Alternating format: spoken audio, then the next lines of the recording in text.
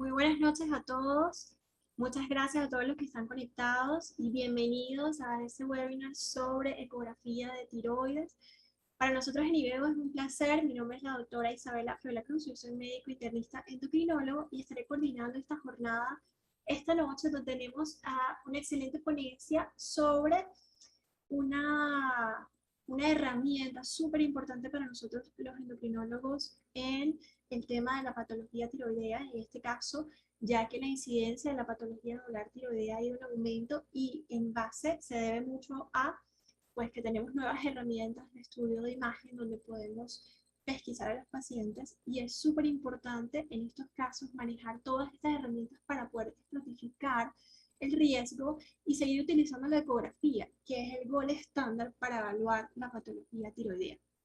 El día de hoy tenemos para esto una conferencia con el doctor Manuel Ceballos. El doctor Manuel Ceballos es médico cirujano egresado de la Universidad de Carabobo, especialista en radiodiagnóstico del Hospital Pérez Carreño de Caracas, de la Universidad Central de Venezuela. Actualmente es docente adjunto del Servicio de Medicina Interna del Hospital Universitario Dr. Ángel Larrard, coordinador académico del Diplomado de Ecografía Clínica y Diagnóstica en Prevaler, miembro activo del Instituto Venezolano de Mastología, miembro activo de la Sociedad Venezolana de Radiología y Diagnóstico, y el día de hoy nos va a estar hablando sobre esta herramienta que es el ecotiroideo, el Doppler y por supuesto las clasificaciones para certificar riesgo, como en este caso es el TIMAX. Bienvenido, doctor Manuel.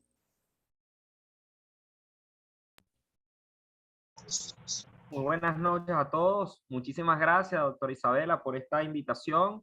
En la noche de hoy, bueno, vamos a aprender bastante de esta herramienta que, como muy bien dice, es de las más importantes para el diagnóstico de la patología tiroidea.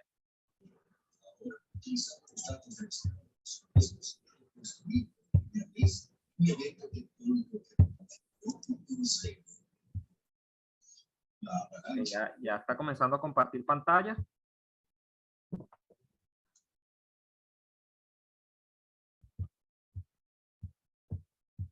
Ok. ¿Me avisa si se logra ver?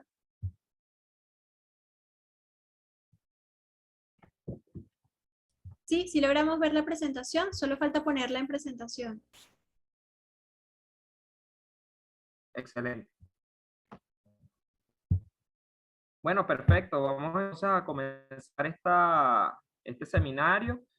Primero que nada, agradecerles, como ya les había mencionado, a la doctora Isabela, al doctor Ronald Castillo, representantes de IBEGO, el Centro Médico IBEGO, Grupo Médico, y a la Clínica Docente de Radiología.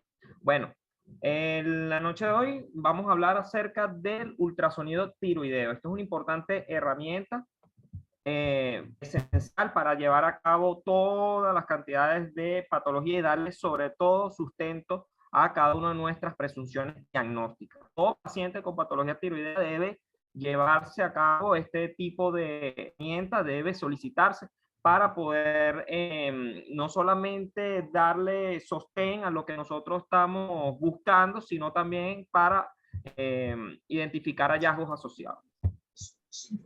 Bueno, antes de hablar de ecografía, evidentemente hay que hablar de la anatomía, hay que saber reconocer las relaciones de esta importante glándula. Bueno, las mismas tiene dos lóbulos que están unidos entre sí a través de una estructura denominada istmo. Sabemos que también existe otro lóbulo aparte de los dos principales, que es el lóbulo piramidal. Y bueno, nada, ella tiene una importante relación anatómica con lo que es la tráquea en la porción anterior del cuello y con la laringe, ¿ok? Entonces, bueno, partiendo de ello, debemos saber también reconocer todas las estructuras que podemos observar en una vista transversal. Fíjense que acá tiene una importante armonía con estructuras traqueoesofágicas y también con los vasos principales de la región cervical, tanto la yugular como la carótida. También con estructuras nerviosas como el vago y, bueno, anteriormente una serie de músculos que le dan sostén a toda la porción del cuello. en su aspecto anterior. ¿Ok? Importantísimo siempre establecer las paratiroides, aunque ecográficamente suele ser un poquito complicado, pero ellas son dos situadas en las regiones posteriores de la misma glándula. Y bueno, también hablar acerca de la cápsula externa que la misma rodea todo lo que consiste en el aspecto externo de la glándula. Entonces, partiendo de estos puntos anatómicos muy precisos, vamos entonces a comenzar lo que sería el estudio ecográfico. También hablar acerca de la irrigación. Esto es importantísimo, sobre todo cuando vamos a estudiar el Doppler color, el Doppler espectral y también algunos registros de ondas que también son necesarios establecer. Bueno, sabemos que la arteria tiroidea superior proviene de la arteria carótida externa. Ella tiene unas relaciones importantes hacia su aspecto anterior y posterior, donde da a su vez subramas, y la arteria subclavia, de donde viene el tronco tirocervical. Importante también porque da origen a lo que sería la arteria tiroidea inferior. También el drenaje venoso es necesario conocerlo sin pasar desapercibido. Todas vienen, principalmente la vena tiroidea superior y la media, drenan hacia lo que sería la yugular, y la tiroidea inferior hacia la vena brachiocefálica. ¿Okay? Bueno, siempre van a solicitarnos un ultrasonido tiroideo, es cierto, pero debemos considerar cuáles son las indicaciones de la misma para saber si vamos a contar con todos los parámetros técnicos ecográficos para poder llegar a un diagnóstico preciso. Sabemos que hay lesiones que son de estirpe tumoral maligno. Evidentemente es la anatomía patológica la rama o la especialidad que se encarga del diagnóstico fijo, pero ecográficamente nos puede orientar si una lesión es benigna o maligna. Y allí se abre el abanico de todas estas posibilidades diagnósticas que vemos acá, de las indicaciones. Bueno, entre ellas la principal, por orden de frecuencia, es el bocio. Esta es una de las que mayormente vamos a conseguir.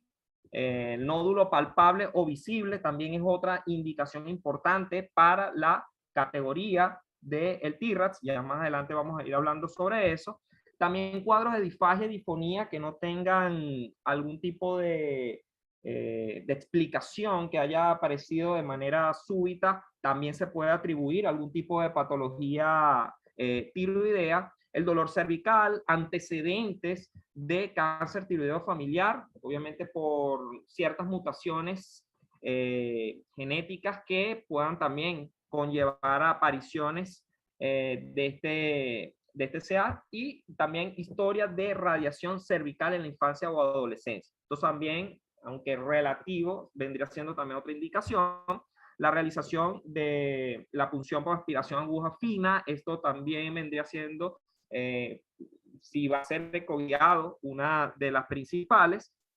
Cuadros de preoperatorio, muy útil para el cirujano, generalmente el de cabeza y cuello, la cual le aporta bastante información sobre lo que sería el tamaño de la tiroides o presencia de tejido tiroideo anormal, y control post-tiroidectomía. Esto también se realiza con ultrasonido, siempre se debe indicar a los 6 meses posterior al acto quirúrgico, luego se establece anualmente, y esto pues con la, digamos, indicación principal es que no exista ninguna aparición de tejido residual o tumoral también.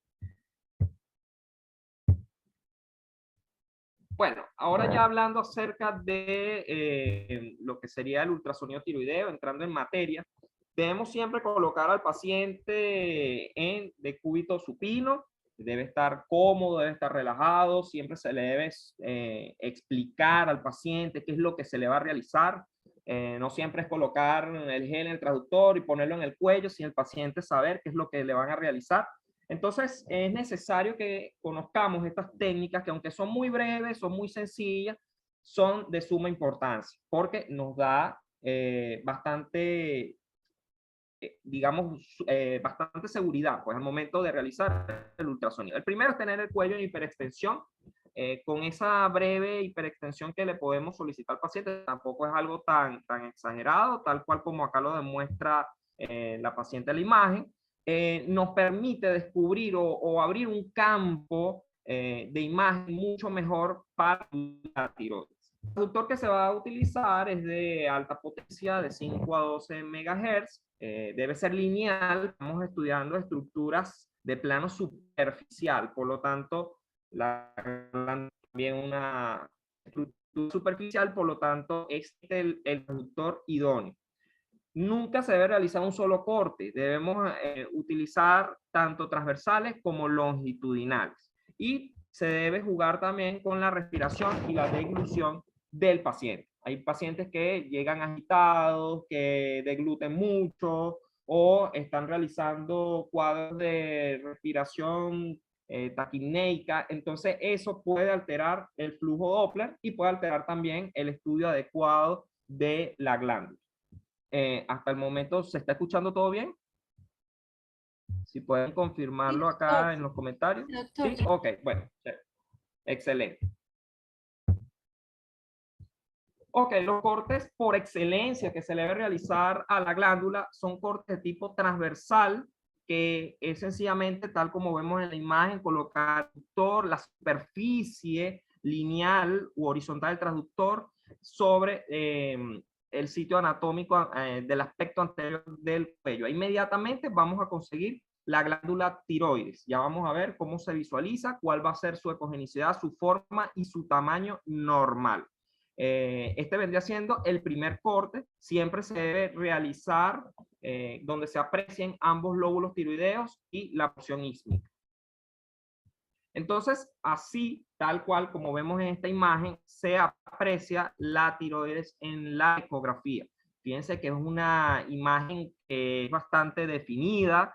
Mírenla en forma de arco, rodeando lo que sería la estructura tanto traqueal y esofágica. En algunos casos también se puede ver el esófago. Y las vasculares que van a estar hacia cada aspecto lateral de la misma. Entonces, importante siempre reconocer que la ecogenicidad de esta glándula es homogénea. Si ustedes ven que hay una alteración, una distorsión de esa ecotextura, inmediatamente ya hay que sospechar de una patología tiroidea. Ya después vamos a ir estudiando sobre la marcha lo que vayamos observando. Debe ser uniforme e hiperecogénico en relación a los músculos adyacentes. Recuerden que también hay una cápsula externa.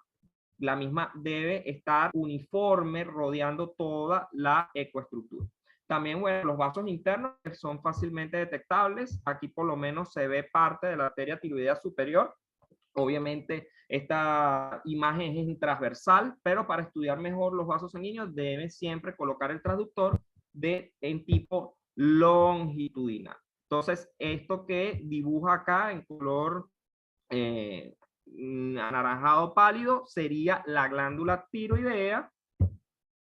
Acá parte de la vasculatura propiamente dicha, tanto las arterias carótidas como la vena yugular respectivamente, tal como han aparecido aquí en la representación. El esófago, también importante observarlo. Y finalmente la tráquea. ¿Cómo se ve el esófago y cómo se ve la tráquea? Bueno, son imágenes. Fíjense que la tráquea adopta una morfología redondeada, circunferencial y homogénica, y esto se debe a la ecorefringencia de los cartílagos, los anillos traqueales. Y acá el esófago lo vamos a ver más bien como una estructura fibromuscular que la vamos a conseguir hacia el aspecto lateral izquierdo de la tráquea. Y aquí representado en azul. Ok, siempre es importante, no solamente la tiroides, sino cualquier órgano que estemos estudiando, ellos tienen medidas normales que no deben sobrepasar de dichos valores, ya que si sobrepasa o se disminuye, entonces abre posibilidades diagnósticas. Normales de la tiroides, tanto anteroposterior como transversal, debe ser de 1.3 a 1.8, mientras que el istmo debe ser de 2 a 3 milímetros, lo que es lo mismo de 0.2 a 0.3 centímetros, lo que le va mejor utilizando la escala por centímetro. Entonces siempre reconozca que debe medirse la glándula tiroidea de forma siempre simétrica, es decir, ambos lóbulos. Entonces, en este caso, miren la manera en que se debe medir el diámetro anteroposterior, siempre es de la porción más, del aspecto más anterior. Recuerden que esto es un corte transversal, que el haz de ultrasonido va penetrando de los tejidos más superficiales a los más profundos, por lo tanto, todo lo que ustedes vean desde arriba es anterior y lo que esté abajo es las estructuras más posteriores o más profundas. Bueno, este sería el diámetro anteroposterior del lóbulo tiroideo izquierdo. Y aquí tendríamos el diámetro transversal. Recuerden que no debe pasar del diámetro que acá les coloco. Y el istmo, que siempre lo vamos a conseguir hacia la unión de ambos y vamos a realizar la medición. Este solamente sería en proyección anteroposterior, tal cual nos debe pasar de 0.30. Ahora bien, existe el segundo corte, que es el longitudinal. Usted como transductor colocado en transversal, como previamente les expliqué, va a realizar un giro muy sutil hasta colocar al transductor de esta forma, completamente paralelo al eje medio del cuello, y allí vamos a conseguir el estudio de las glándulas en su aspecto longitudinal. ¿Cómo lo vamos a observar? Tal cual como en esta imagen, una estructura mucho más amplia, perdón, mucho más extensa, y así se puede estudiar en toda su extensión, en todo su trayecto. Cada lóbulo debe estar medido de esta manera, desde el polo más superior, polo inferior. Miren la morfología, se podría decir ovalada, y no debe pasar de 4 a 6 centímetros. Recuerden que también eso es una forma muy común de realizar las mediciones a través de centímetros, pero yo particularmente me oriento mejor en el volumen tiroideo total, porque muchas veces conseguimos un lóbulo que está normal, pero el otro está patológico. Entonces, en ese caso, siempre es importante reconocer el volumen completo de toda la glándula y así poder establecer si hay un aumento difuso o un bocio. ¿Okay?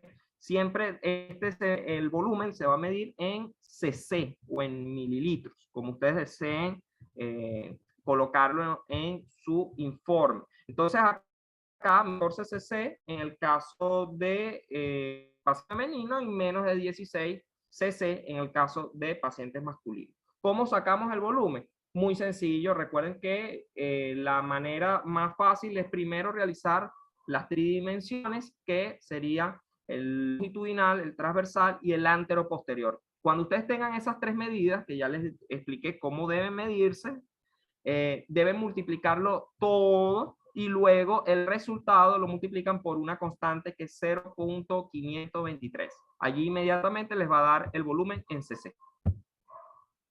Aquí tal cual, representado en este color morado pálido, el lóbulo tiroideo en su proyección longitudinal o en su corte longitudinal.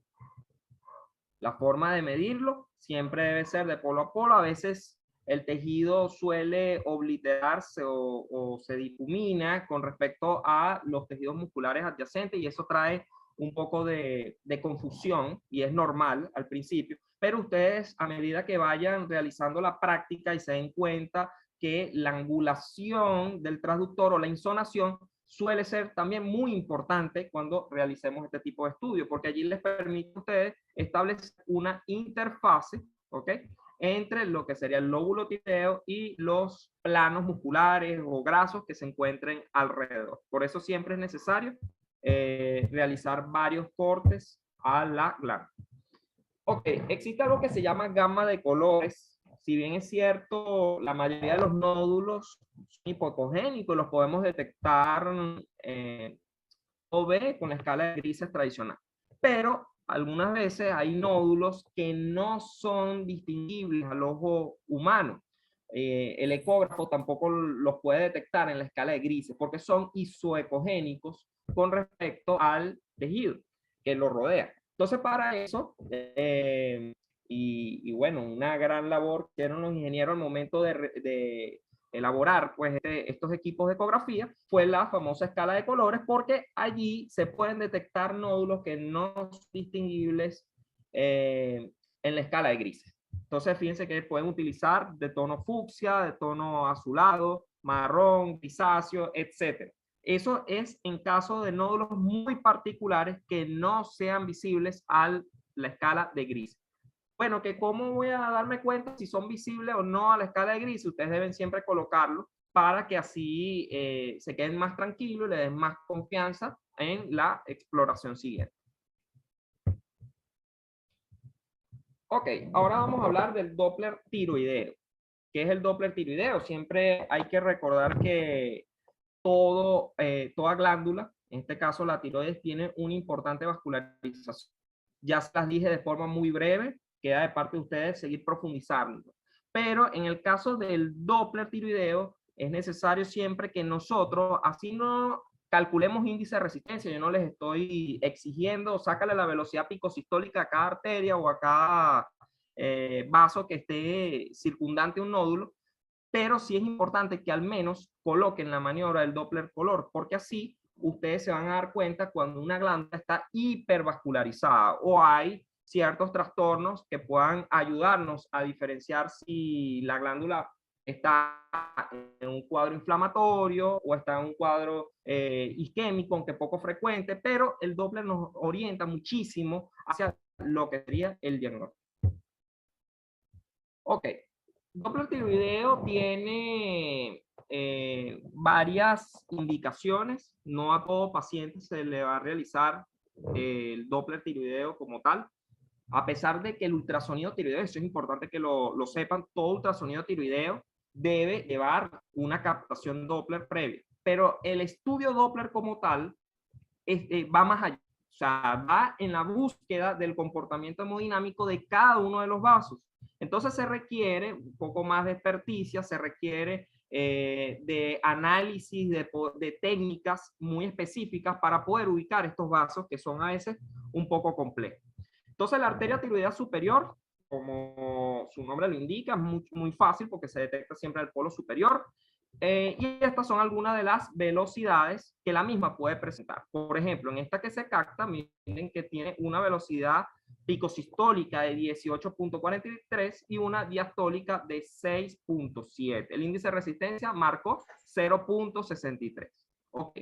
¿Qué son estos parámetros? ¿En qué consisten? Bueno, estos parámetros les orienta a ustedes sobre algunas patologías, si está aumentado o si está disminuido. No solamente las velocidades o los índices de pulsatividad, sino también la morfología o las características que el ecógrafo detecta al momento de realizar el Doppler pulsado. Y esto es más o menos una morfología típica de una arteria tiroidea superior. Miren que acá el pico máximo sistólico es leve, no es tan constante, no es puntiagudo y tiene una diástole sostenida que al finalizar vuelve nuevamente el ciclo. Acuérdense que todo esto, estas morfologías de onda corresponden al estudio del ciclo cardíaco y por lo tanto va a mostrar diferentes tipos de características, pero siguiendo un patrón específico de ciclos en el tiempo.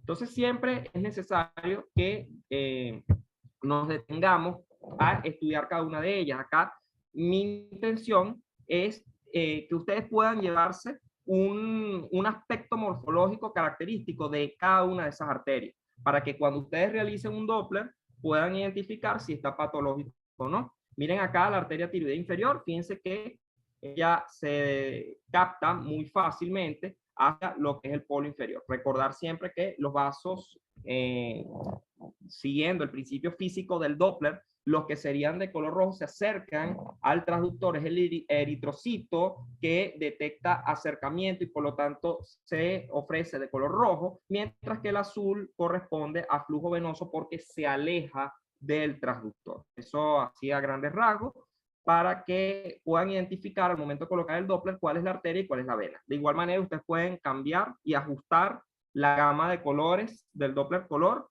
a su conveniencia, como se sienta más cómodo.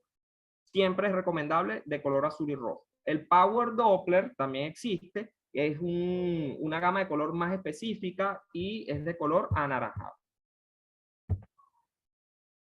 Bueno, les traje aquí un artículo importante e interesante que conseguí hace tiempo en la Radiology. Esto más que todo nos hablaba de los valores de referencia que debemos considerar en todos los pacientes sanos sin deficiencia de yodo que puedan, que es lo que más preferiblemente vamos a conseguir en sus velocidades. Hay que recordar que las arterias tiroideas siempre van a tener un comportamiento la derecha como la izquierda y que no debe haber cambios, o sea, digamos, enfermedad tiroidea, porque si no, en este caso se iban a alterar. Estos pacientes que se realizan en este estudio eran sujetos menores de 20 años que no tenían nada de antecedentes de enfermedad tiroidea. Por lo tanto, todas estas velocidades picosistólicas, el índice de resistencia y el índice de pulsatividad que se detectaron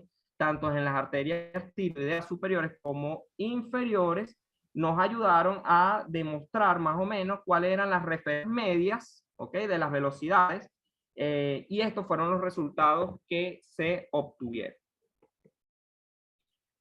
Las velocidades picosistólicas en las arterias tiroideas superiores no deben pasar de 25.84 más o menos 8.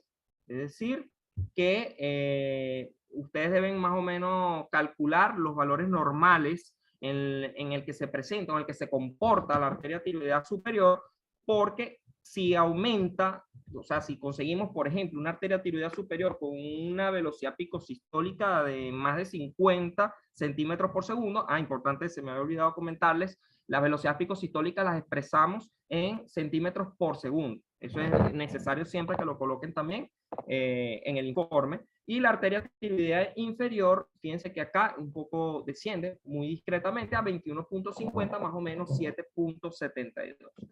Todo esto son parámetros normales que deben respetarse y están ya establecidos internacionalmente. No deben aumentar ni disminuir. Los índices de resistencia siempre es de 0.62 más o menos 0.07. Es decir, 0.7 lo pueden considerar. Si está por encima de 0.7, también nos orienta a algo, nos descarta otras cosas y siempre debe estar en descenso con respecto a la arteria tiroidea inferior. Si recuerden que siempre la arteria tiroidea superior va a estar un poquito por encima que la misma. Por eso esta discrepancia en cuanto a los valores de índice de resistencia y de velocidad picosistólica. Puede variar, si bien es cierto, el sexo femenino está más predispuesto por todo el efecto de los estrógenos que ustedes conocen. Por lo tanto, en ese caso, se puede hacer excepción con velocidades picosistólicas un poco elevadas, de igual manera, edades avanzadas.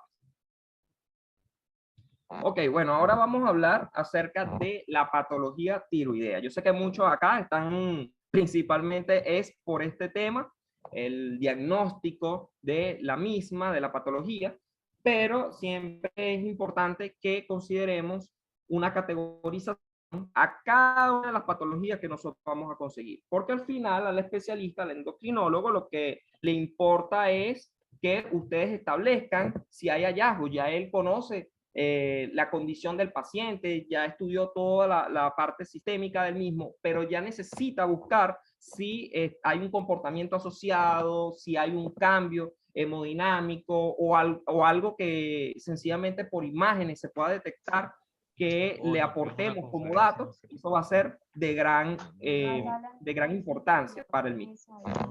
Ok.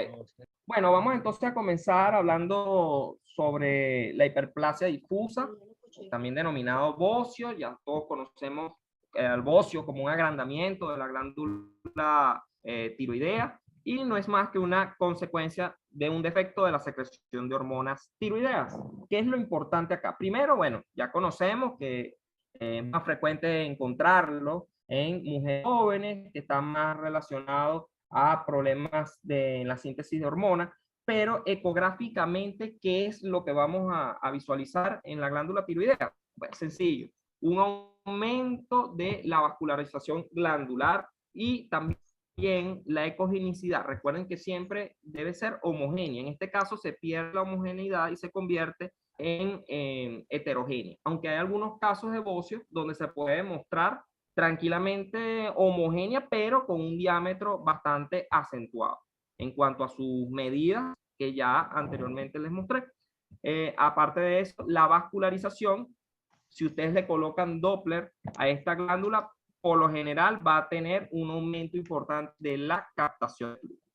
Otra de las entidades frecuentemente encontradas es la famosa tiroiditis de Hashimoto, la misma también denominada tiroiditis linfocitaria, y ella pues no es más que un proceso inflamatorio crónico en el que interviene el autoinmune, ¿okay? Con mayor afectación de igual manera a las mujeres de edad media. ¿Cómo lo vamos a ver ecográficamente? Bueno, vamos a ver una disminución de la ecogenicidad del parénquima, es decir, pueden haber áreas hipoecoicas, si ustedes se fijan, son lóbulos que están heterogéneos por completo, están aumentados de tamaño, tienen una textura ecográfica bastante difusa, bastante grosera, y eso hace que se distorsione su arquitectura normal.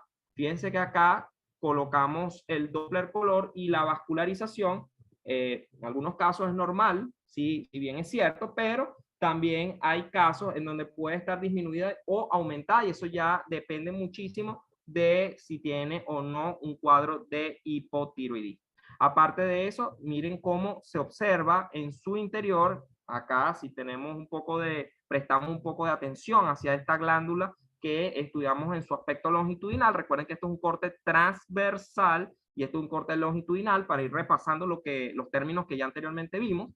Y miren que acá se encuentran discretas áreas, ¿ok?, de menor ecogenicidad, ovaladas, redondeadas, de 1 a 6 milímetros, lo describe la literatura, y no son más que micronódulos, ¿okay? Aparte de eso, en algunos casos se pueden conseguir también imágenes hipoecoicas ovaladas, circundantes al polo inferior del lóbulo tiroideo en cuestión, y allí podemos colocar Doppler y captar o observar, mejor dicho, un centro iliar captante que nos permita el diagnóstico de adenopatías, que también pueden estar presentes. La enfermedad de Graves también es una de las más frecuentes, digamos, una de las causas de hipertiroidismo que ustedes ya mayormente conocen, y bueno, es una enfermedad multisistémica. Eso es importante considerarlo, de origen autoinmunitario.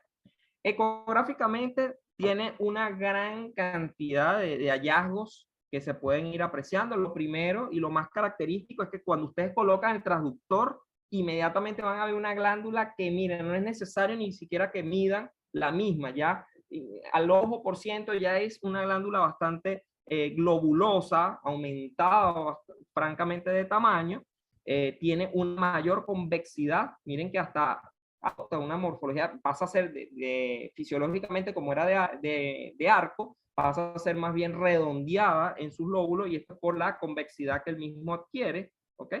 Y tiene una ecotextura heterogénea. ¿Por qué heterogénea? Porque hay tanta vascularización de manera tan exagerada. Recuerden que es un patrón de origen hipervascular, entonces por lo tanto demuestra una textura heterogénea, y aparte de eso, un patrón en infierno tiroideo, así tal cual lo describe la literatura, como un infierno tiroideo, y sencillamente es porque tal cual, así como lo ven en la imagen que acá les presento, como lo ven en la literatura, como lo vean próximamente en los artículos que ustedes vayan a investigar para ir profundizando más sobre el ultrasonido tiroideo, es esta imagen, es característica.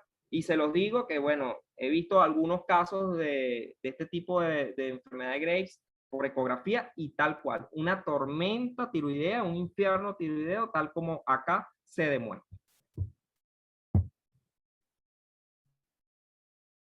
Ok, sí puede existir en algunos casos hallazgos ecográficos al Doppler color. Las velocidades picosistólicas pasan de 60 centímetros por segundo. Recuerden que eran 25, más o menos 8. Ustedes pueden ir jugando con esos valores normales, pero casi siempre en la enfermedad de Graves, y es muy característico el Doppler color, siempre conseguir este tipo de velocidades picosistólicas tan elevadas, tan exageradas. y nos da nada más y nada menos que una especificidad del 100% y una sensibilidad del 80%. O sea, es el efecto Doppler color, en este caso, un importante gold estándar para diagnósticos de enfermedad de Gray.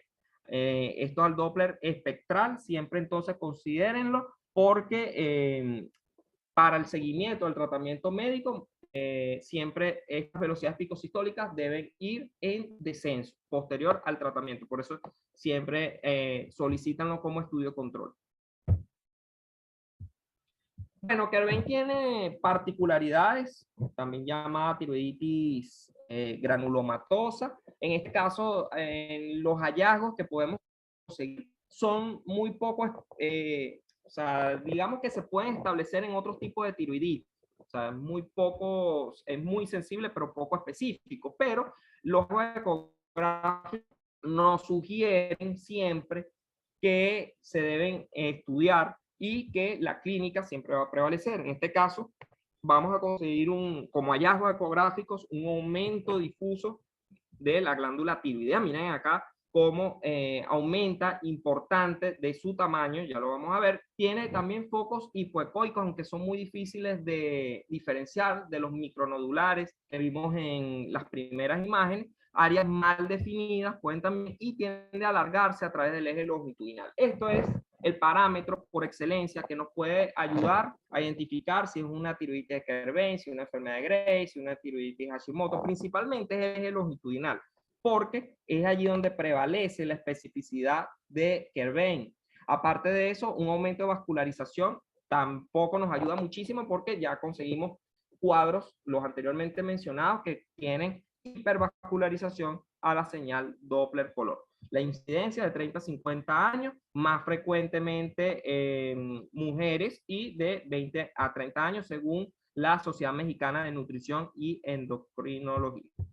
Entonces, necesario siempre que establezcamos diagnósticos diferenciales a través de los tips que muy específicamente les estoy orientando. Miren acá la importancia siempre de realizar Doppler color. Miren cómo hay una importante vascularización y cuadros heterogéneos de la glándula tiroides, en este caso a predominio de la derecha. No descartamos la izquierda, miren que también hacia lo que sería el aspecto peor del lóbulo tiroideo izquierdo, se puede apreciar acá una imagen parcialmente definida con áreas hipoecogénicas que pudiesen sugerirnos también la presencia de otros nódulos. Ok, es básico que realicemos un estudio importante de lo que responde a los nódulos. Si bien es cierto, todos acá sabemos que los nódulos se encuentran en la mayoría de los pacientes que le realizamos ultrasonido tiroideo, a veces hasta de hallazgo incidental. Paciente que se mire, doctor, nunca he sufrido de nódulo, de verdad usted es el que me está comentando que tengo uno, porque sencillamente son asintomáticos. ¿Okay?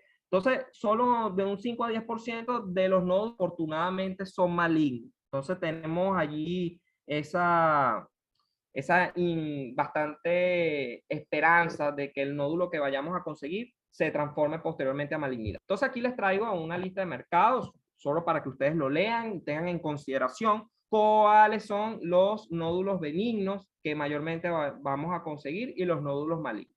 Si bien es cierto y no se debe realizar diagnósticos anatomopatológicos a través del eco, o sea, no pueden ustedes, a pesar de ver un nódulo con características de alta sospecha de malignidad, con diagnósticos ecográficos de carcinoma. Eso no puede ocurrir.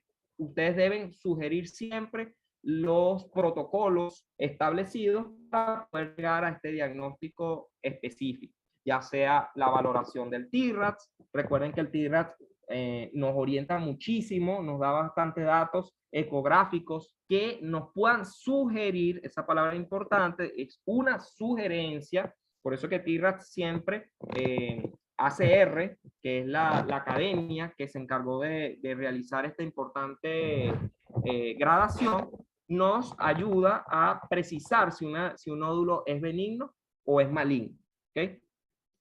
Aparte de eso, tenemos también parte de los nódulos benignos que también la categoría TIRAS nos puede ayudar. Y miren acá toda la lista de carcinomas que se pueden encontrar. TIRAS, PAF, valoración por servicio endocrino, valoración por servicio de cirugía para si se considera o no en el caso del estudio del paciente, debe ser abordado de forma multidisciplinaria para el mejor diagnóstico y pronóstico posterior al tratamiento. Ok, bueno, acá con respecto a los nódulos, ¿qué es importante saber de los nódulos? ¿Es solo verlos y ya? No, o sea, los nódulos deben seguir una importante características que no deben ser pasadas por alto. Siempre deben prevalecer y siempre se deben tener ustedes esta chuleta a la mano, porque si no la tienen, se puede saltar alguna de ellas y es allí donde trae problemas diagnósticos.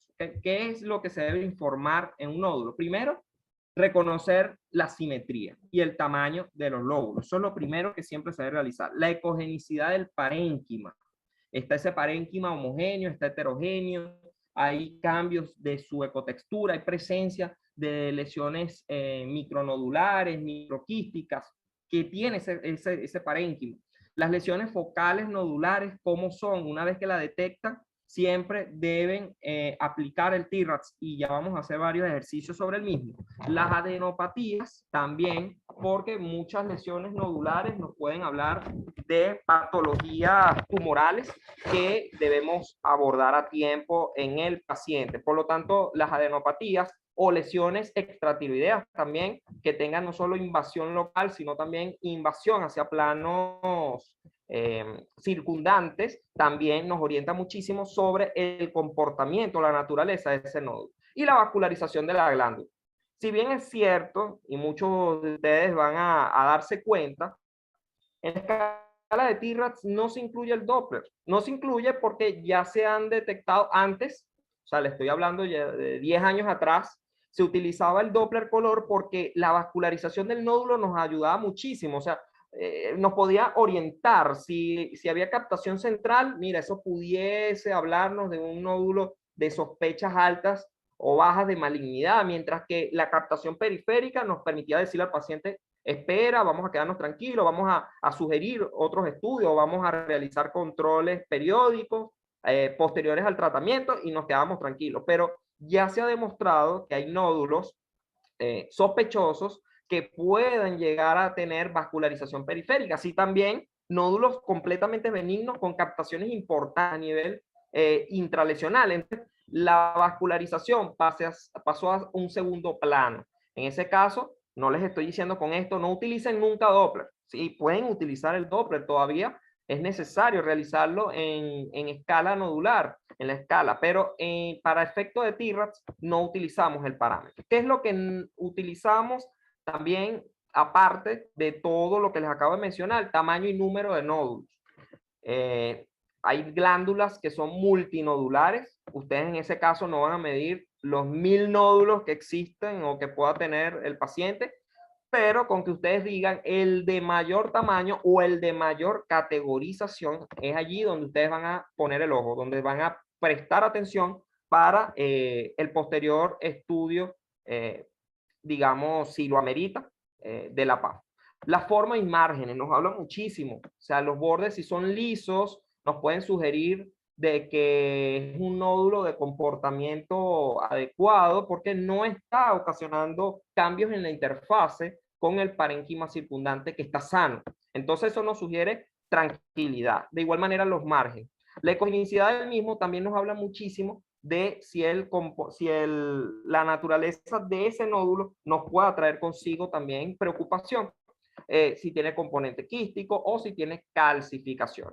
Vuelvo y les digo, la vascularización que esté de último no le resta importancia, no es que no la vayan a utilizar, pero es necesario que no la tomen en cuenta en la categoría TIRADS, sino como un hallazgo de ustedes muy personal, cuando vayan a realizar una ecografía tiroidea, explorar el Doppler como, digamos, como otra herramienta para que puedan así ustedes llegar mejor al diagnóstico. Ok, entonces, ¿qué es el TIRADS? ¿qué es esta escala que yo tanto nombro? Pero ustedes dirán, ajá, pero ¿en qué momento lo vamos a utilizar? Bueno, la escala TIRATS es una categorización para aplicarlo en nódulos tiroideos, principalmente. Entonces, la clasificación del TIRATS, como ya les había explicado anteriormente, ha sufrido muchísimas modificaciones a lo largo de todos los años. Entonces, en este caso, siempre es necesario que ustedes utilicen o se acostumbren a que cada ultrasonido tiroideo vaya acompañado de un TIRATS. No reporten nunca o no para las especialidades, las multidisciplinarias, no aceptar una ecografía tiroidea que no contenga el ACR TIRATS. Eso no se justifica en el año 2021 que se realice un estudio ecográfico sin esta categoría. Eso es importantísimo, la puntuación y la composición, la ecogenicidad, todo lo que le importa saber al clínico y a los demás especialistas debe estar fundamentado en el ACR TIRATS. Entonces, 5 componentes importantes que deben ustedes valorar en la escala ACR TIRATS. La primera es la composición. La composición ¿de qué nos habla? Bueno, nos habla de la naturaleza de la lesión. ¿Qué es lo primero que nosotros debemos tener en cuenta en la composición? Bueno, vamos a asignar un puntaje dependiendo de la naturaleza de esa lesión. Por ejemplo, acá si es quístico o es una lesión completamente 100% un quiste simple, y ya ustedes saben como características ecográficas cómo se ve un quiste simple, recordar que es anecogénico, que es circunferencial o esférico, que es capsular, que tiene bordes finos, que determina reforzamiento acústico posterior, y si esa lesión yo le coloco Doppler color, allí no debería haber nada de captación, sencillamente porque es quiste. Puede haber también nódulos espongiformes, en este caso se le da también 0 puntos. En estos dos primeros son 0 puntos.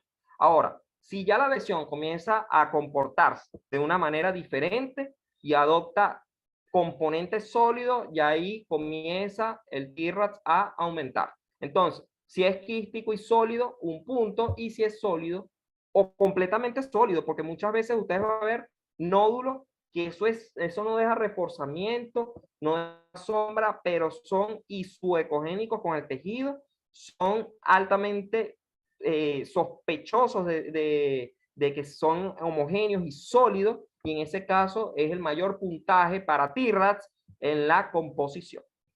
Ahora, segundo, tomar en cuenta en un nódulo. Vayan memorizándose. Primero, la posición. Segundo, la ecogenicidad.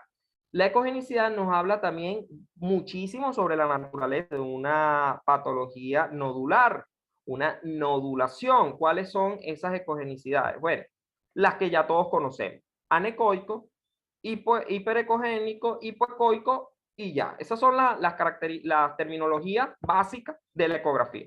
Si vemos un componente anecoico, que ya dijimos que el quiste era del mismo componente, la ecogenicidad va a ser oscura. Por lo tanto, va a determinar 0 puntos. Ahora, si ustedes comienzan a ver que esa lesión es isoecogénica con el tejido, es decir, ya dejó de ser oscura para ser del mismo comportamiento del tejido, pero recuerden la gama de colores. Toda lesión isoecogénica ustedes no la van a ver. Eso no se va a ver tan fácil, al menos que nosotros juguemos con la gama de colores o con la ganancia relativa. Bueno, la ganancia es un parámetro relativo para identificar lesiones nodulares isoecogénicas. No quiere decir que bajándola o subiéndola vayamos a identificar bien la interfaz, pero siempre la gama de colores es más específica. Un nódulo hiperecoico o isoecoico da un puntaje de 1 para la escala de ecogenicidad. Hipoecogénico son 2 puntos y es el famoso nódulo que ustedes van a ver un tono oscuro, pero más grisáceo oscuro, por así decirlo. Ya vamos a ir viendo un ejemplo. Y el que es muy hipoecogénico, que es prácticamente una lesión nodular sólida, bastante acentuado en su ecogenicidad. Esto corresponde a un puntaje de 3. No se asusten, ya después vamos a ir observando con diferentes casos clínicos que acá les traigo para que vean cómo se aprecia cada uno de estos parámetros. También es importante el tamaño. El tamaño es esencial. ¿Es más alto que ancho o es más ancho que alto? Eso también es necesario. En este caso, si es más ancho que alto, nos habla de benignidad. Nos habla de que es una lesión que no va a tener comportamiento o agresividad desde el punto de vista de los planos de estudio en la cual se ve el nódulo. Recuerden que siempre la altura, o sea, cuando nosotros colocamos el transductor en forma transversal, como lo vimos ahorita en las imágenes anteriores, que se colocaba el cuello en hiperextensión discreta, leve, y allí colocaban ustedes la imagen que se ve en forma de arco. Cuando ustedes midan el nódulo en antero-posterior y se mide tal cual como se medía la glándula, pero se mide específicamente, es el diámetro del nódulo. Si ustedes ven que está más alto que ancho, decimos que tiene 3 puntos, mientras que si es más ancho que alto, solamente 0. Ahora, vienen los bordes, es decir, los márgenes en los cuales se presenta dicha lesión. Ahí yo me oriento, él nos habla muchísimo sobre extensión extratiroidea, si está lobulado, si está definido. Si ustedes ven bordes lisos y definidos, eso es 0 puntos. Pero si ya ustedes comienzan a ver un nódulo que comienza a adoptar una morfología irregular, lobulada, ya aquí el puntaje pasa a ser automáticamente 2 puntos. Y si esa misma lesión nodular, ustedes ven, oye, ¿qué está pasando con este cartílago tiroideo? ¿O qué está pasando con la tráquea? Acá la veo como deforme. O incluso hasta el mismo esófago. Eso quiere decir, son nódulos que puedan comprimir y por eso la disfagia y la disfonía forma parte también de los criterios para realizar ecografía tiroidea. Sencillamente por esta razón, hay nódulos que tienen invasión extratiroidea y eso es, o nos habla, mejor dicho, de algo maligno, casi siempre. Por lo tanto, acá, fíjense que para efecto de TIRATS, el mayor puntaje lo da esta categoría. Y finalmente, si tiene focos ecogénicos. Esto aplica también en el caso de si tiene artefactos en cola de cometa. El artefacto en cola de cometa se define como una pequeña banda hiperecogénica que va a estar por detrás del nódulo. Muchas veces, si se ve, aplica benignidad, por lo tanto es 0 puntos. Hay algunas veces que ese nódulo puede estar macrocalcificado o tener no solo calcificaciones grandes en su interior, sino también hacia la periferia. Y entonces en ambos casos se le puede dar 1 punto o 2 puntos respectivamente. Hay lesiones nodulares que podemos conseguir con focos, digamos, puntiformes. Son como si ustedes hicieran varios punticos blancos dentro de un nódulo, y esto es específico de cuadros de sospecha o de malignidad. Entonces, por lo tanto, en ese caso se le da 3 puntos. Ok, siempre recapitulando, composición. Lo que vendría siendo el tamaño, los márgenes y los focos ecogénicos. Importantísimo que ustedes se lo aprendan. Obviamente eso no va a ser tan fácil, pero ustedes conforme se vayan, digamos, familiarizando en la práctica, van a poder ir adoptando mucho mejor estas categorías. Entonces, ¿qué vamos a hacer con todos estos puntajes que les acabo de decir? Ustedes dirán, bueno, todas estas características en composición, en ecogenicidad, bueno, estos puntajes ustedes los van a sumar, tal cual, así como lo escuchan. Suman todo lo que ya obtuvieron con respecto a todas las características del estudiaron, ¿verdad? Las 5 principales características o los bloques que les acabo de explicar, y eso ustedes lo van a aplicar en el nódulo a través de una escala de puntaje. Entonces, no vean todavía la parte inferior, vean solamente los puntajes. Miren acá, 0 puntos, 2 puntos, si tiene 2 puntos, si tiene 3, si tiene de 4 a 6 puntos o si tiene más de 7 puntos. Entonces, el puntaje es realmente lo que nos va a hablar de malignidad o benignidad. Es allí donde está el marcador necesario o el sustrato importante para el diagnóstico, o mejor dicho, para la categorización. Entonces, 0 puntos. Un paciente que le dio ese nódulo 0 en todas las categorías es un TIRAS 1, es un TIRAS simplemente benigno. ustedes no van a hacerle punción a ese nódulo, no le van a hacer seguimiento a ese nódulo, se quedan tranquilos. O sea, no es necesario alarmar al paciente o alertarse ustedes mismos por observar un TRAX 1. Ahora bien, si aquí el TRAX 2, es decir, tiene 2 puntos o consiguieron 2 puntos, sigue siendo un TRAX de poco o muy baja sospecha. Prácticamente tampoco se le hace seguimiento, no se le propicia al paciente algún tipo de estudio adicional, siempre y cuando no tenga clínica, obviamente, porque también puede pasar que TRAX 2 o lesiones nodulares, TRAX 2, por ejemplo, TRAX 1, tan grandes que están ocasionando síntomas en el paciente, y eso es algo siempre clínico, debe estar establecido previamente los médicos tratantes. Entonces es importante considerar ese aspecto clínico en el paciente. Allí TRAX no se mete mucho porque queda a criterio del clínico. Vuelvo y les repito. En el tercer punto vendría siendo los nódulos que son moderadamente sospechosos. Ya un porcentaje que puede variar de 5% a más o menos 80% de que ese nódulo pueda transformarse en malignidad. Y por lo tanto,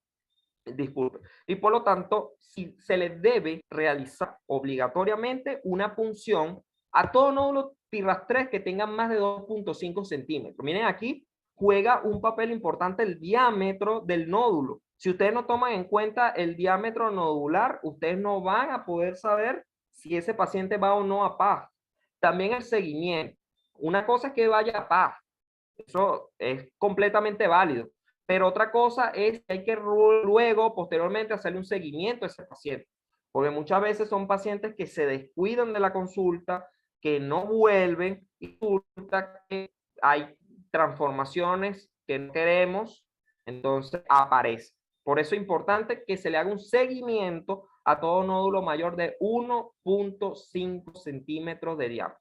Que como yo mido el 0.5, igual, tal como les decía, las dimensiones son anteroposterior y transversal. No debe pasar de ese límite. Ok, ahora, en todas las escalas resulta que en la sumatoria me dio de 4 a 6 puntos. Ok, y aquí la cosa se comienza a poner o a tornar bastante sospechoso. En ese caso, la sospecha pasa de ser muy leve a ser más bien moderada. Y en este caso, el seguimiento ya aplica régimen un poco más estrictos en cuanto a los centímetros. Fíjense que acá el seguimiento es mayor de 1.5, perdón, lo que sería la PAF sería mayor de 1.5 centímetros en nódulos de 4 a 6 puntos, mientras que un seguimiento se debe realizar ya con un punto, es decir, 1 centímetro. Con 1 centímetro que tenga el nódulo, ya inmediatamente hay que realizar seguimiento. Ahora bien, existen también los puntajes altos en toda escala. En este caso, los 7 puntos aplican o más. Pueden existir también nódulos tiroideos que tengan 10, 15 puntos de TRAX. Eso es válido. Recuerden que siempre ustedes deben considerar el último punto de cada escalón. Entonces, en este caso, si tienes 7 puntos o más, ya es un TRAX 5 y eso es alto o altamente sospechoso de malignidad. Lastimosamente se ven muy frecuentes los TRAX 5. No, claro, obviamente para tranquilidad de todos nosotros, los pacientes y de los clínicos que hoy nos escuchan, la mayoría que yo he reportado han sido TRAX de baja sospecha, como lo es el TRAX 3, pero TRAX 4 y TRAX 5 también existen. Entonces, siempre importante establecer la sospecha. Recuerden que esto es referencial. Un nódulo que sea bajo en sospecha puede terminar en la PAF como un carcinoma.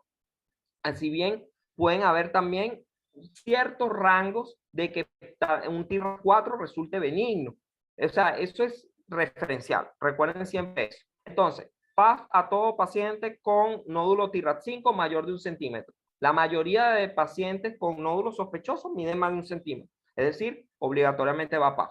Y el seguimiento en mayores o iguales a 0.0 centímetros.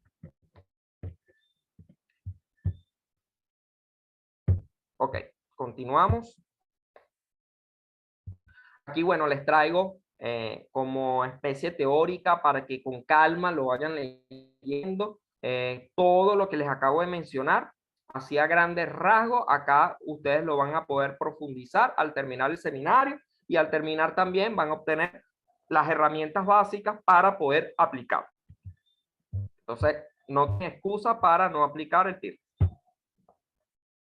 Ok, entonces, ¿en qué consiste el TIRAS 1, el TIRAS 2, el 3, el 4, el 5? El TIRAS 1, ya les había mencionado que es un estudio considerado normal. Si llegase o no a tener un quiste o una lesión, o sea, no se alarmen por un cuadro diagnóstico de tipo ecográfico si ven una lesión de ese tipo. Un TIRAS 2 no es sospechoso, no precisa punción, pero sí importante consideren si el paciente tiene clínica, ¿ok?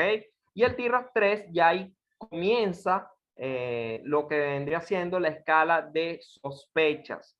En este caso, el TIRAS 3 es leve, pero como ya les mencioné, que sea leve no quiere decir que no aparezca una lesión nodular de moderada sospecha o de alta sospecha. ¿Okay? Malignidad en menos del 5% de los casos, afortunadamente, y la punción y el seguimiento con las medidas importantes siempre establecer.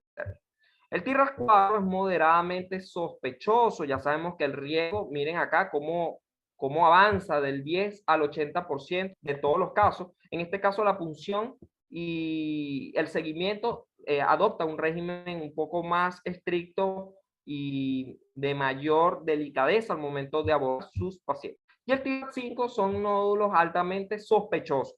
Más del 80% de todos los casos son malignos, ¿ok? Entonces la punción en nódulos mayores de 1 centímetro y el seguimiento en menores de 0.5.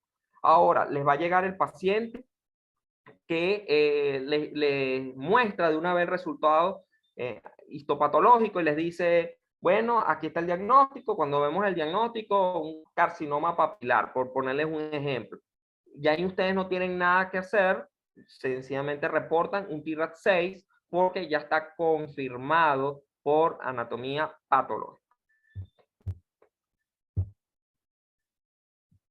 Ok, ahora vamos a hablar acerca de cómo se aprecia cada uno de los nódulos, y esto es importante que conozcamos las lesiones nodulares y cómo se ve en la ecografía a la escala de Grise, porque así vamos entonces a poder realizar el ejercicio tiroideo. No hacemos nada estudiando lesiones, estudiando el TIRAS si no conocemos los nódulos. Los nódulos son los principales protagonistas acá, evidentemente, y en este caso nos habla muchísimo sobre los hallazgos que vamos a encontrar en la ecografía. Primero que nada, las lesiones nodulares hiperplásicas, que son los famosos adenomatosos. Este tipo de lesiones también se le denominan coloides, son los más frecuentes. Estos nódulos son muy frecuentes y tienen muchas características de benignidad, a pesar de que ustedes lo vean de aspecto sólido. Y esto precisamente porque son homogéneas, son bien definidas. Y recuerden que los márgenes y el tamaño que les da TIRAS son bastante importantes desde el punto de vista de la práctica. Entonces, ver un nódulo así, sólido, no es que ustedes van a decir, eso va para PAF o eso es una lesión maligna, no. Hay que aplicar el TIRAS. Entonces, también pueden ser hiper, iso o hipoecogénicos. El patrón es espongiforme. Ahora bien, todo tipo de lesión que ustedes vean, que tenga ya ataviaciones, nódulos murales, que no estaba descrito en el TIRAS, ustedes deben ir agrupando eso también como hallazgo asociado, porque muchas veces eso puede indicarnos también sospechas diagnósticas. Por ejemplo, este Doppler. Miren, el Doppler en los nódulos adenomatosos, ellos adquieren una forma muy especial, vamos a decirlo así. Y es un halo que es muy vascularizado, muy periférico y tal que se describe como anillo de fuego. Es muy específico en los nódulos adenomatosos. Yo, si bien es cierto, no se debe dar diagnósticos histopatológicos de un nódulo si no se caracteriza pues por anatomía patológica, pero yo me puedo atrever algunos casos a colocar que el nódulo es hiperplásico, es adenomatoso, si literalmente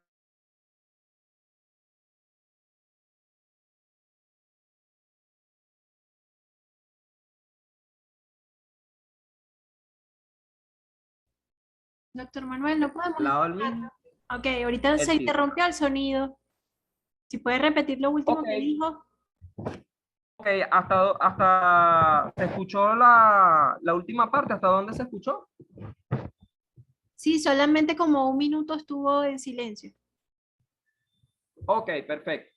Bueno, les mencionaba que era importante colocar el Doppler color, en este caso de los nódulos adenomatosos, porque es el anillo de fuego, en este caso, como ustedes aprecian en la imagen, el que le da mucha especificidad a este tipo de lesiones nodulares. Entonces, en este caso, cuando ustedes vean lesiones adenomatosas, lo van a ver con esa vascularización circular. Si bien es cierto, les mencionaba que no es anatomía patológica el que debe decir si un nódulo es adenomatoso o no, pero yo me atrevo a veces a colocarlos y me demuestra el anillo de fuego porque le da mucha especificidad a el diagnóstico ecográfico. Entonces, en ese caso, puede sugerirlo, o sea, se puede plantear como una lesión de aspecto nodular, sólida, ubicada, importante decir la ubicación, a nivel del lóbulo tiroideo. Si ustedes quieren ser más específicos al hablar del lóbulo tiroideo, lo pueden hacer. Recuerden que el lóbulo tiroideo lo pueden dividir por tercios, si es un tercio superior, medio, inferior, lo pueden hablar de aspectos, si es hacia el aspecto anterior, medio, posterior, todo eso queda a criterio de ustedes, pero siempre es importante colocar la ubicación. Entonces, con alta vascularización periférica en anillo de fuego que pudiese sugerir la presencia de nódulo adenomatoso.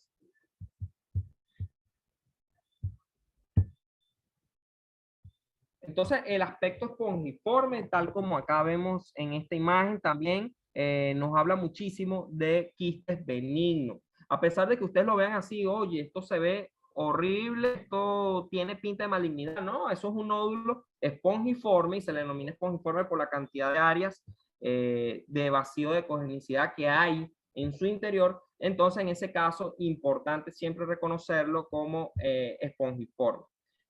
Siempre cuando lo vean, eso es benignidad. Inclusive para T-RATS lo aplica en la escala de 0.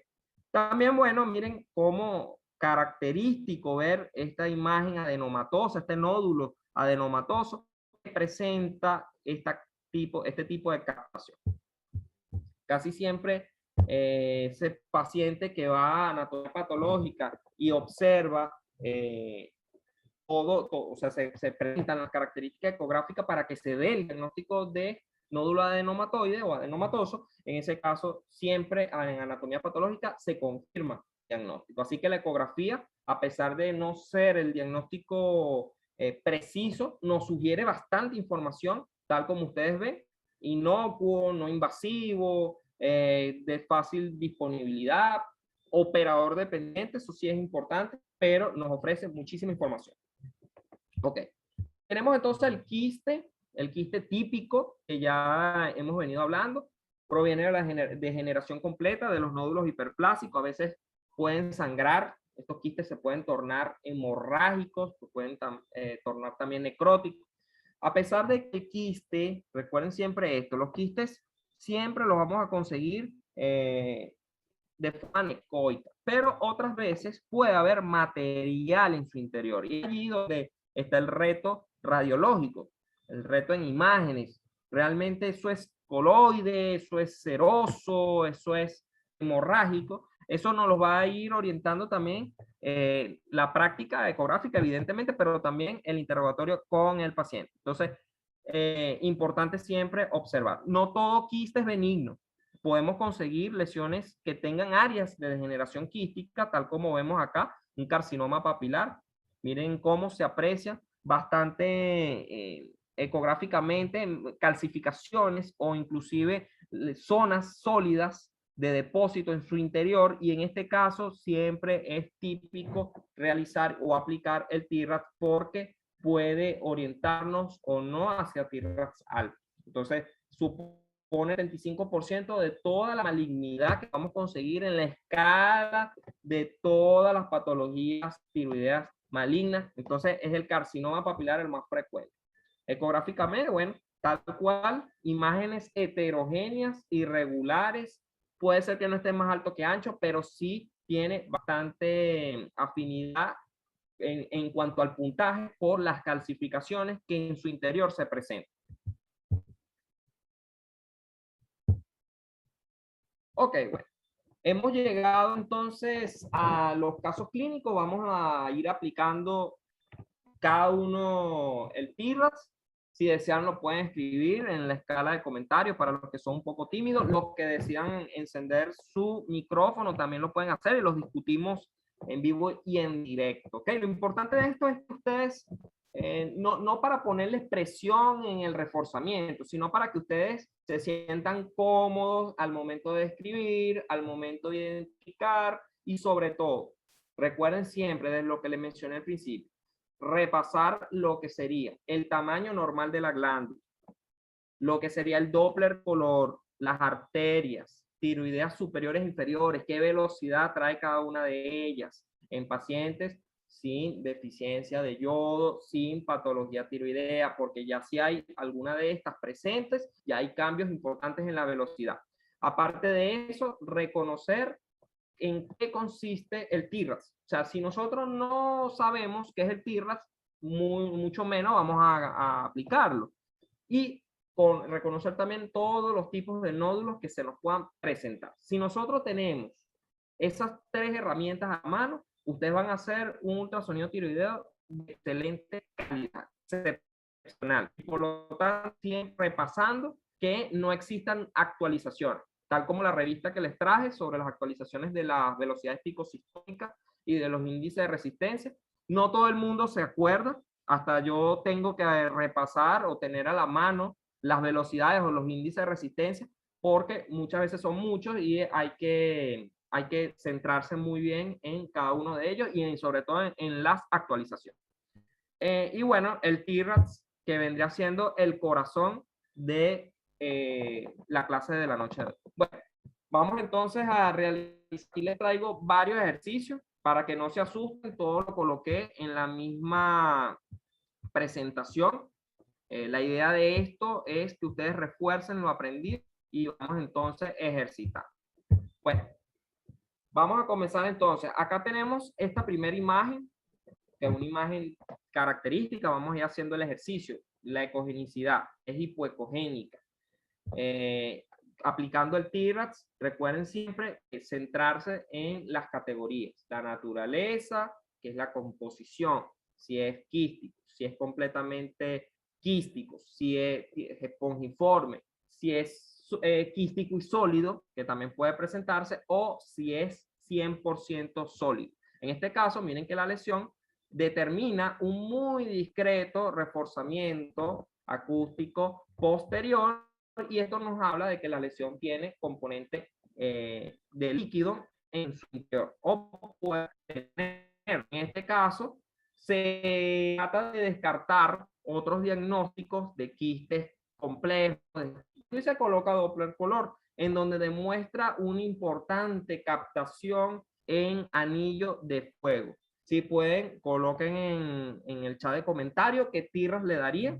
En este caso, el nódulo 100% características benignas o de características malignas, o no es 100%, sino más bien sospechoso de que pueda conllevarse algún tipo de agregado de malignidad o de benignidad. Todo eso también es importante mencionar. Reconocer siempre cómo se comportaría cada uno de ellos. Aquí tenemos también una tercera imagen, ya no importa, vamos, hagan el ejercicio que yo al final, después de terminar todos los casos, yo les voy a decir en qué consistió cada uno. Aquí una imagen también de aspecto sólido, en este caso una captación bastante irregular al flujo Doppler color y unas calcificaciones hiperecogénicas, o sea, imágenes de densidad cálcica con sombras laterales, y en este caso está ubicado o está teniendo una importante ocupación del volumen del lóbulo tiroideo que esté ocupando en este caso. Entonces, vayan realizando más o menos en qué pudiese corresponderse la imagen B en cuanto al TIR. Ok, aquí tenemos también lesiones. Fíjense que este es bastante importante que lo tengan en cuenta en pacientes que cursan con una clínica de tiroiditis y en este caso obtenemos una imagen así. Se le puede aplicar TIRATS a estos pacientes. Recuerden que el TIRATS es para lesiones nodulares. Obviamente, si ustedes ven una tiroides que está de manera difusa comportándose una vascularización bastante definida, bastante voluminosa y percaptante. En ese caso, siempre hay que considerar más bien patologías fuera del área nodular y centrarse principalmente en cuadros propios de la glándula. No estoy diciendo con esto que la tiroiditis o la enfermedad de Graves no curse, o el bocio, no curse con lesiones musculares, pero los nódulos son micro y por lo tanto no se puede aplicar en escala de TIRATS, al menos que exista alguno que esté muy voluminoso, muy acentuado o esté perpetuo, eso también puede ocurrir y en ese caso sí se debe valorar. ¿Ok? Este cuadro tiene mucho que ver con eso, así que tengan también mucho hincapié en lo que les acabo de mencionar. En esta imagen, miren acá, esto es un nódulo mixto, una imagen con áreas, bueno, primero hipoecogénica de bordes parcialmente definidos hacia el aspecto inferior, pero bien definidos hacia su aspecto superior, o mejor dicho, anterior. En este caso, lesiones que tiene, o mejor dicho, se presenta como áreas de degeneración quística en su interior y una importante calcificación grosera en su interior. No es capsulado, este correspondiente a la imagen D. Entonces, acá en la imagen E también podemos apreciar cuadros de lesiones bastante irregulares, bilobuladas, con captación de flujo acentuado, pero con importante invasión hacia estructuras vasculares. Y esto es característico de importante rango en cuanto a la escala de TIRA. Vuelvo y les digo, vayan repasando lo que ya hemos visto para hacer el ejercicio. Cuadros de compresión de lesiones que ustedes vean circundantes a la vena yugular, puede haber incluso trombos o cuadros importantes de afectación. Hay que también tener en cuenta eso para las lesiones. Ok, bueno, en esta lesión también es necesario, es fundamental que estudiemos pacientes que tengan hemitiroidectomía, porque muchas veces pueden haber recidivas. ¿Qué son recidivas? Bueno, son apariciones de nuevas lesiones, no necesariamente de tejidos, sino también puede existir adenopatías patológicas o nódulos que hay que precisar al TIRAS. También acá en la G, miren tal cual como se aprecia en este tipo de patrones, las ocupaciones hacia las regiones ísmicas. En este cuadro, miren los bordes importantes de la lesión, son bordes completamente irregulares que pueden tener presencia de material en su interior. En este caso, tiene más bien áreas de mayor ecogenicidad que nos pueda sugerir la presencia de calcificaciones o áreas de generación cálcica. Y bueno, acá tenemos también representado acá con la letra H, si hay cuadros de invasión, y no solamente de invasión hacia tejidos extratiroideos, sino también que resalta, estos estudios que ustedes ven acá, se le denomina modo micropur. Esto es principalmente para yo establecer grados de imágenes que no son distinguibles en otros cuadros. Y este que ustedes ven acá se le denomina elastografía y ella más que todo nos ayuda para identificar lesiones que tengan dureza o sea más bien suave. Bueno, espero hayan hecho el ejercicio entre ustedes mismos vamos entonces a ir descartando que pueda estar presente en cada uno. Fíjense muy bien. Esta primera imagen que corresponde a la A, si bien es cierto, a la primera imagen nos puede sospechar de que se trata de una lesión maligna, que es sólida.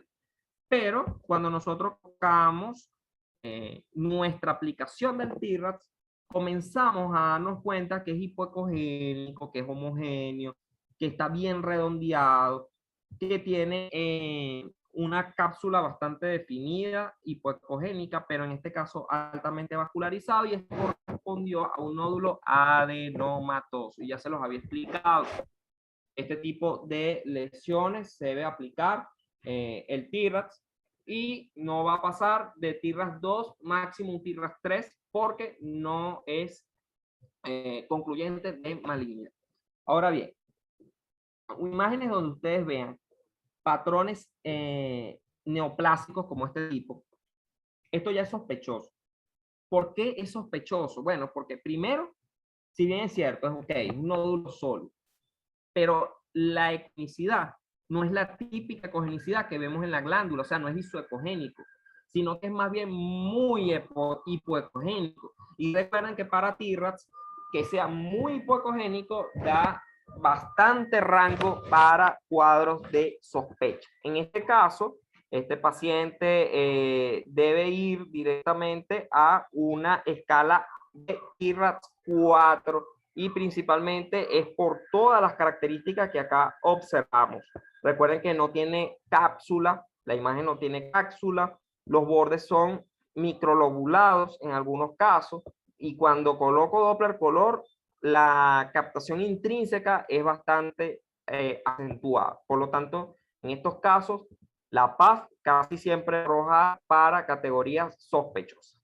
En este caso, la imagen C corresponde a un patrón de Kerbein, la tiroiditis de Kerbein. El aumento, recuerden siempre que este tipo de aumento difuso de la glándula, la hipervascularización, nos habla de este tipo de patrón. Y aunque pueda ser muy semejante a lesiones malignas como el carcinoma, pertenece de igual manera a los que ustedes deben precisar con la clínica, porque si no se precisa con la clínica, entonces estos pacientes suelen ser TIRATS altos, que siempre, casi siempre van a PAF para evitar, no tanto por la lesión, sino porque puedan presentarse lesiones de sospecha a nivel intraparenquimatoso. Entonces acá en la imagen D se muestra un nódulo que es mixto.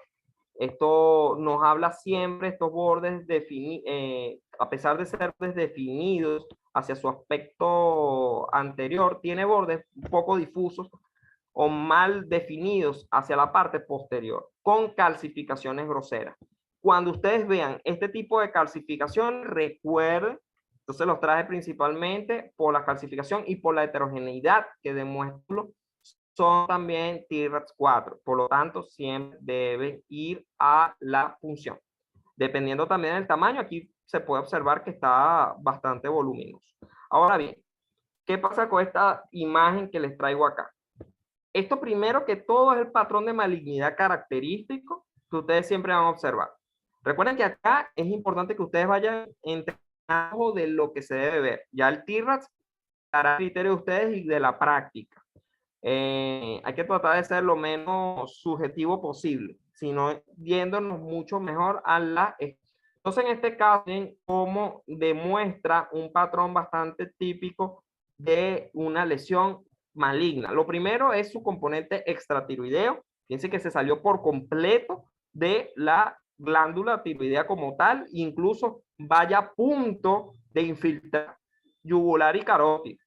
Entonces, cuando ustedes vean invasión extratiroidea con adenopatías, siempre reconocer patrones de TIRATS 5. Por lo mínimo, al aplicar la escala, casi siempre van a tener puntajes bastante elevados. También necesario reconocer cuando ustedes observen este tipo de lesiones en pacientes que ya fueron intervenidos, por ejemplo, por un carcinoma papilar, que ahorita es de los más frecuentes que se me llega a la mente. En este caso, siempre hay que buscar la presencia de nódulos. Se han visto glándulas, o sea, glándulas que no deberían ya estar, pero se aprecian con tejido adyacente. Entonces uno más o menos se cuestiona cómo aparece nuevo tejido si ya hubo un antecedente de una tiroidectomía total, y se debe precisamente a cambios importantes de recidivas de lesiones nodulares tumorales. En este caso, importantísimo siempre aplicar el TIRADS. Ok. Para acá, para esta imagen, ya para concluir, ya estamos llegando al fin. De igual manera, siempre se debe valorar el tamaño, más el tamaño y la anchura, la altura y la anchura que tenga esa lesión.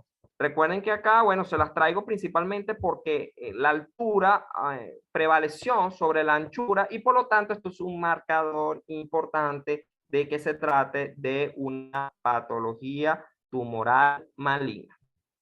Ahora, ya en la imagen H conseguimos también cuadros de invasión hacia el istmo. Miren que acá está el lóbulo tiroideo izquierdo, acá está parte de la tráquea, aquí debería estar el istmo, y esta presencia de lesiones hipoecogénicas, extratiroideas, muy hipoecogénicas y completamente sólidas, que para TIRADS son los más altos puntajes, que son las dos primeras escalas de la misma. Forma parte también de lesiones TIRADS altos como el TIRADS 5. Valorar siempre presencia de carcinomas. Entonces, bueno, hemos ya con este repaso llegado al final de esta clase. Espero hayan aprendido algo de ultrasonido tiroideo, si bien es cierto que es más complejo de lo que acá se habló. Obviamente no se explicó todo lo que se debería saber, pero sí lo básico, sí lo necesario para que ustedes puedan comenzar a aplicarlo en su día a día. Agradezco, bueno, al Grupo Médico de IVEGO por la invitación a esta importante conferencia, este seminario, a la Clínica Docente de Radiología, la cual avala a los alumnos que acá también están presentes del diplomado de ecografía integral. Espero hayan aprendido y llevar esto próximamente a la práctica, ustedes como futuros ecografistas, también residentes de radiodiagnóstico, que se les dio su invitación formal para formar parte de esta importante conferencia. También recuerden siempre, el paciente da gritos el diagnóstico, solo queda parte de nosotros escucharlo, ¿verdad? Ecográficamente tenemos la herramienta, solamente debemos reconocerlo, saber que se debe solicitar y comenzar a darle uso. Hago un llamado ya a todas las especialidades a comenzar a utilizar esta importante técnica. Bueno, muchísimas gracias a todos y les dejo en palabras de nuestra estimada la doctora. Muchísimas gracias, Manuel, por esta excelente ponencia y bueno, porque nos lograste y nos llevaste de una forma muy educativa pues hablar del ecotiroideo y del TIRADS, que es una herramienta súper importante, por lo menos en mi especialidad, que es la endocrinología. Y bueno, quiero darle las gracias a todas las personas, más de 80 personas estuvieron conectadas con nosotros esta noche. Darle las gracias al doctor Manuel y pues darle la bienvenida a formar parte, como forma parte del grupo IVEGO, para, como miembro del equipo de profesionales en múltiples especialidades. Muchísimas gracias a todos, espero que tengan una muy feliz noche. Creo que no tenemos preguntas, sino muchas felicitaciones. Y bueno, será hasta una próxima oportunidad. Estén pendientes de nuestras redes sociales, pues estaremos apostando siempre a la educación médica continua con diferentes tópicos. Muchísimas gracias a todos por permanecer conectados. Hasta luego, feliz noche. Hasta luego, feliz noche para todos.